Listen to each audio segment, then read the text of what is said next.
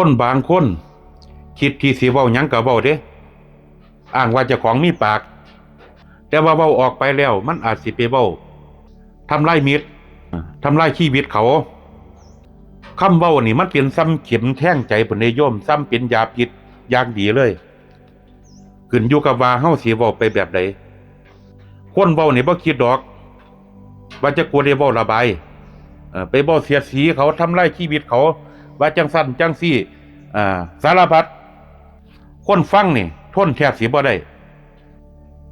ก็ย้อนคำเว้าเหล่านี้ผู้เว้าออกไปถามว่าเจ้าของจำได้บ่สิ่งที่เว้าออกไปผู้บางคนก็จำบ่ได้เพราะว่าเว้าออกไปด้วยความเมามัน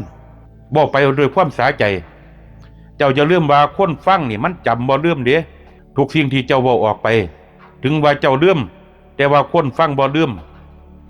คันยังเป็นแบบนี้ต่อไปมันอาจสิเกิดเหตุการณ์บางเหตุการณ์เกิดขึ้นต่อผู้เว้าก็ได้อาจสิความสัมพันธ์ห่างหายหรือคนเว้าอาจสิบ่มีปากเว้าอีกต่อไปอันนี้บ่แม่นคำคูเด้อโยมเด้อ